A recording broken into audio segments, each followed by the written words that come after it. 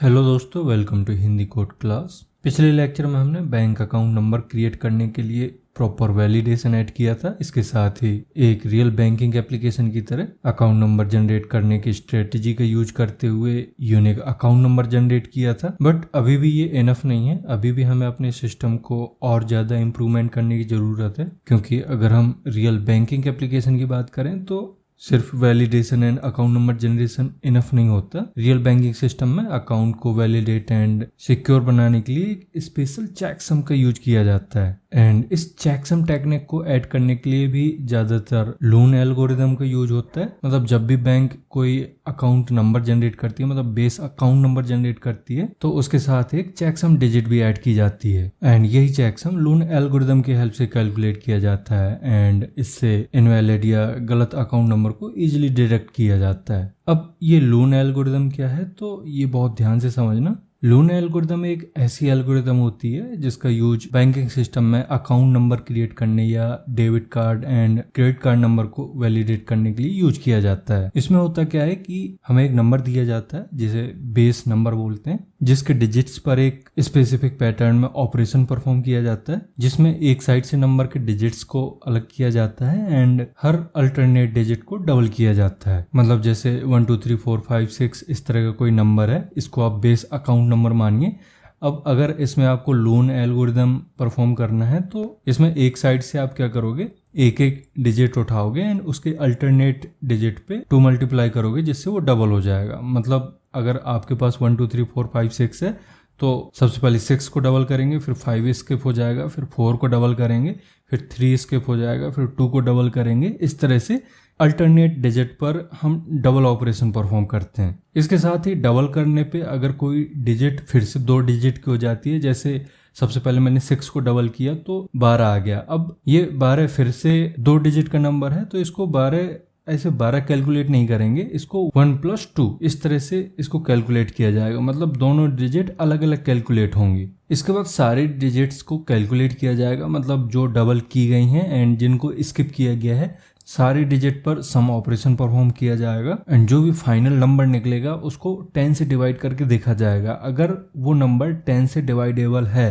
तब तो आपका नंबर वैलिड है, अगर 10 से डिवाइड नहीं हो रहा है तो वो इनवैलिड है। ठीक है, अब आपके दिमाग में चल रहा होगा कि इसका मतलब है इस तरह की एल्गोरिदम को जब यूजर अकाउंट नंबर फिल करेगा तब यूज किया जाएगा। तो हाँ, ये बात सही है कि यूजर ने जो भी अकाउंट नंबर फिल किया है उसको वैलिडेट करने के लिए इस लून एल्गोरिदम का यूज होता है। बट उससे पहले जब हम अकाउंट नंबर क्रिएट करते हैं तब इसको वैलिडेट करके ही क्रिएट किया जाता है। क्योंकि अगर आपने अकाउंट नंबर क्रिएशन के टाइम पे इसका यूज नहीं किया तो फिर आप कैसे चेक कर पाओगे कि जो भी अकाउंट नंबर क्रिएट हुआ है वो 10 से डिवाइडेबल है या नहीं है।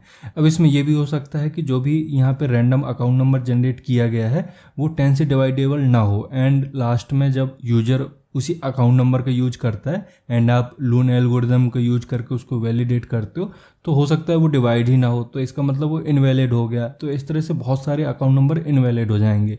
इस वजह से इस लून एल्गोरिदम को आपको अकाउंट नंबर क्रिएशन के टाइम पे भी यूज करना है एंड जब यूजर अकाउंट नंबर फिल करता है, मतलब यूजर रिक्वेस्ट आती है, तो उस टाइम पे भी आपको इसी लून एल्गोरिदम को यूज करके उसे वैलिडेट करना है। एंड यही होता है रियल बैंकिंग प्रोजेक्ट में। ठीक है, तो मैं यहाँ पे बात कर रहा था कि जो बेस अकाउंट नंबर है उसके डिजिट्स पर ऑपरेशन परफॉर्म करेंगे, मतलब हर अल्टरनेट नंबर को डबल करेंगे एंड डबल करने के बाद अगर 2 डिजिट का कोई नंबर आता है तो फिर से उसको अलग अलग करके और फिर सारे नंबर को सम कर देंगे एंड सम करने के बाद देखेंगे कि जो सम आ रहा है, टोटल सम आ रहा है, वो 10 से डिवाइडेबल है या नहीं है। अब यहाँ पे 2 केस होते हैं, या तो वो डिवाइड हो जाएगा या डिवाइड नहीं होगा। तो अगर वो डिवाइड नहीं होता है तो हमें एक ऐसे डिजिट का यूज करना पड़ेगा जिसको यूज करने के बाद पूरा नंबर 10 से डिवाइड होने लग जाए एंड इसी डिजिट को बोलते हैं चेकसम डिजिट। ठीक है, अब यहाँ पे एक और चीज आती है दिमाग में, ज्यादातर क्वेश्चन उठता है कि जो हमारा बेस अकाउंट नंबर है, मतलब जो हमने अभी बेस अकाउंट नंबर जनरेट किया है, ये बेस अकाउंट नंबर हम अपने डेटाबेस में स्टोर करेंगे, राइट। अब डेटाबेस में जब स्टोर्ड है, ऑलरेडी स्टोर्ड है, तो उसका यूज करके हम इसको वैलिडेट कर सकते हैं इजीली।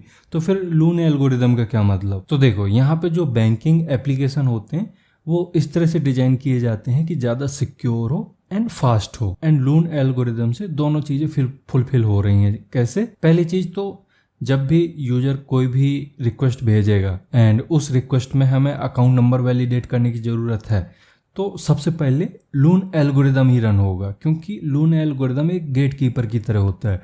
रिक्वेस्ट आएगी, लून एल्गोरिदम चेक करेगा कि जो नंबर आया है उसके डिजिट निकाल के देखेगा कि वो 10 से डिवाइडेबल है या नहीं है। अगर नहीं है तो वहीं पे रिक्वेस्ट को कैंसिल कर देगा, मतलब रिक्वेस्ट रिजेक्ट कर देगा कि अकाउंट नंबर वैलिड नहीं है। एंड अगर लून एल्गोरिदम चलता है एंड अकाउंट नंबर 10 से डिवाइडेबल मिलता है उसको, इसका मतलब अकाउंट नंबर वैलिड है, तो सेकंड वैलिडेशन होगा वो जो डेटाबेस में अकाउंट नंबर स्टोर है उसके थ्रू होगा। मतलब डेटाबेस से अकाउंट नंबर निकाल के हम चेक करेंगे कि जो यूजर ने अकाउंट नंबर दिया है या यूजर की रिक्वेस्ट में जो अकाउंट नंबर आया है वो सेम है या नहीं है। तो ये दो तरह के वैलिडेशन हो गए। एक तो लून एल्गोरिदम के थ्रू क्विकली पता चल जाता है, इसमें डेटाबेस को कॉल नहीं करना पड़ता है। इसका मतलब है कि सिस्टम इससे फास्ट होता है, क्योंकि बार बार इसमें डेटाबेस इन्वॉल्व नहीं होता, पहले ही चेक हो जाता है कि 10 डिजिट का 10 से डिवाइडेबल है कि या नहीं है। तो जो अननेसेसरी कॉल रिक्वेस्ट आती हैं जिसमें कुछ भी रैंडम नंबर यूजर फिल करके दे सकता है, या कुछ भी ऐसी रिक्वेस्ट जिसमें अकाउंट नंबर को चेक करने की ज़रूरत है लेकिन वो वैलिड अकाउंट नंबर नहीं है, रैंडमली ऐसे कुछ भी यूजर कर दे रहा है, क्योंकि एप्लीकेशन है कोई भी यूज कर सकता है, तो उसके लिए ये लून एल्गोरिदम काम करता है। इसमें बार बार डेटाबेस से कॉल करने की ज़रूरत नहीं होती, मतलब डेटाबेस से डेटा फैच करने की ज़रूरत नहीं होती। ठीक, अब थ्योरी काफ़ी हो गई, अब इसको हम करके देखते हैं किस तरह से इसका कोड लगाते हैं। तो इसी क्लास के अंदर ही एक और मेथड बना लेते हैं। इसमें लिखिए प्राइवेट, ये इंट टाइप का डेटा देगा, इसका नाम दीजिए कैलकुलेट चेक डिजिट, एंड इसमें दे देंगे एक नंबर जो स्ट्रिंग टाइप का होगा, एंड इसके अंदर लगाना है हमें लून एल्गोरिदम वाला लॉजिक। अब ये जो नंबर की मैं बात कर रहा हूँ ये यही बेस नंबर है जो इस मेथड ने रिटर्न किया है, हम इसी की बात कर रहे हैं, मतलब इसको हमें यहीं पे कॉल करना है। ठीक है, अब इसके लॉजिक के लिए क्या है कि सबसे पहले हम एक वेरिएबल ले लेते हैं इंट सम, एंड इसका वैल्यू रखते हैं 0। ये वो वेरिएबल है जिसमें हम सारे डिजिट्स को कैलकुलेट करके रखेंगे। इसके बाद एक फॉर लूप चला लेते हैं जिससे हम स्ट्रिंग के एक एक डिजिट को निकाल पाएंगे। मतलब स्ट्रिंग होगा तो स्ट्रिंग को उसके लेंथ तक हमें चलाना पड़ेगा, एक लूप चलाना पड़ेगा जिससे कि हम सारी डिजिट को अलग अलग कर पाएँ। तो int i equal to 0, then ये हमें चलाना है जब तक i की वैल्यू लेंथ से कम है, less than number dot length, then हर इटरेशन में i की वैल्यू को कर देंगे 1 से इंक्रीज। इसके बाद हमें एक एक डिजिट को निकालना पड़ेगा इससे, तो एक वेरिएबल लेते हैं डिजिट। अब कैसे नंबर निकलेगा, तो करेक्टर क्लास के पास एक मेथड होता है गेट न्यूमेरिक वैल्यू करके, उसी का यहाँ पे यूज कर लेंगे। तो character dot gate numeric value, इसमें आ गया 0, बट हमें 0 का थोड़ी देना है, हमें देना है जो इस i में आएगा। मतलब एक एक इटरेशन के बाद i के अंदर जो भी वैल्यू आएगी, मतलब 0 1 2 3 इस तरह से इसमें वैल्यू आएगी, तो उस एक एक वैल्यू को इंडेक्स की तरह यूज करके हम स्ट्रिंग से डिजिट को निकाल लेंगे। उसके लिए यहाँ पे लिखिए नंबर डॉट कैरेट, इसमें पास हो गया i।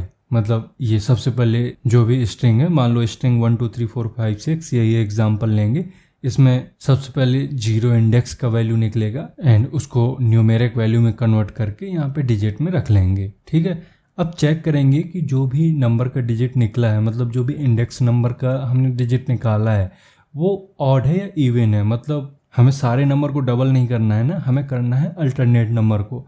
तो हमें उन नंबर को निकालना पड़ेगा जिसमें 2 से डिवाइड होने पे रिजल्ट 0 आता है। ठीक, तो यहाँ पे सेमीकोलन लगाइए एंड इधर लिखेंगे इफ i मॉड्यूलस 2, मतलब i से डिवाइड होने पे अगर ये रिजल्ट देता है 0, तो जो भी इस i के अंदर डिजिट हमने निकाली है, जो हमने डिजिट में स्टोर की है, उसे हम कर देंगे डबल। तो डिजिट यहाँ पे मल्टीप्लाई बाय 2, मतलब डिजिट को मल्टीप्लाई करने के बाद इसी डिजिट में हम स्टोर कर रहे हैं। अब यहाँ हमें दोबारा से ये चेक करना पड़ेगा कि ये डिजिट 2 नंबर की तो नहीं हो गई है डबल करने के बाद। मतलब मैंने एग्जांपल दिया था 6 का, अगर 6 को हम डबल करते हैं तो 12 आ जाता है। तो 12 भी 2 नंबर का एक डिजिट है, तो इसको भी हमें अलग अलग करना पड़ेगा, मतलब 1 + 2 इस तरह से कैलकुलेट करना पड़ेगा। तो यहाँ पे लिखेंगे इफ़ डिजिट ग्रेटर देन 9, मतलब इसके 9 के बाद तो फिर 10, 11, 12 ये सब 2 डिजिट के नंबर है ना। तो हम यहाँ पे बता रहे हैं, मतलब एक कंडीशन लगा रहे हैं कि अगर डिजिट 9 से बड़ा है तो हमें उसके डिजिट का भी यहाँ पे टोटल नंबर निकालना पड़ेगा, जिसके लिए यहाँ पे लिखिए डिजिट -=9। अब ये इंटरनली क्या करेगा, जो भी 2 डिजिट की वैल्यू होगी, तो इफ ने तो ये चेक कर दिया कि 2 डिजिट की वैल्यू है या नहीं है। इसके बाद जो हमने ये डिजिट -= लिखा है, इससे क्या होगा, उन 2 डिजिट की वैल्यू का सम यहाँ पे रिटर्न हो जाएगा, मतलब डिजिट में स्टोर हो जाएगा। अब मान लीजिए हमारी जो 2 नंबर की डिजिट थी वो 12 थी। अब इसे हमने 9 से माइनस किया तो ये वैल्यू आ गई 3। तो 3 ही तो वो नंबर है जो 1 + 2 करके हमें मिलेगी। तो ये एक सिंपल एक लाइन में आपका इतना लॉजिक हो गया कि जो 2 नंबर की डिजिट थी, मान लीजिए 1 और 2, तो उसे हमें अलग से ऐड नहीं करना पड़ा, मतलब उसे हमें अलग से निकालना नहीं पड़ा। हमने सीधा यहाँ पे -9 किया तो ये कैलकुलेट होके वही वैल्यू आ जाएगी जो उन दोनों डिजिट का सम है। ठीक है, अब जितना भी डिजिट के अंदर आया, मतलब डिजिट के अंदर 3 कंडीशंस में से एक चीज़ आ जाएगी। कंडीशन 2 है, वैसे 3 चीज़ें आ रही हैं। एक तो सीधा जो भी इंडेक्स वैल्यू है वो स्टोर कर रहे हैं डिजिट में। दूसरा, इसको 2 से डिवाइड करके देख रहे हैं, अगर 2 से डिवाइड हो रही है तो उसे 2 से मल्टीप्लाई करके डिजिट में स्टोर कर रहे हैं। एंड ये भी चेक कर रहे हैं कि जो 2 से मल्टीप्लाई होने के बाद वैल्यू बन रही है वो 2 डिजिट की तो नहीं है, तो उसे भी हम सम में स्टोर कर देंगे, क्योंकि अभी हम सिर्फ एक डिजिट का ऑपरेशन परफॉर्म किया। इस तरह से लूप चलेगा बार बार, और बार बार डिजिट में वैल्यू आएगी तो हमें हर बार उसको सम में स्टोर करना पड़ेगा। ठीक है, तो यहाँ लिखिए सम += डिजिट।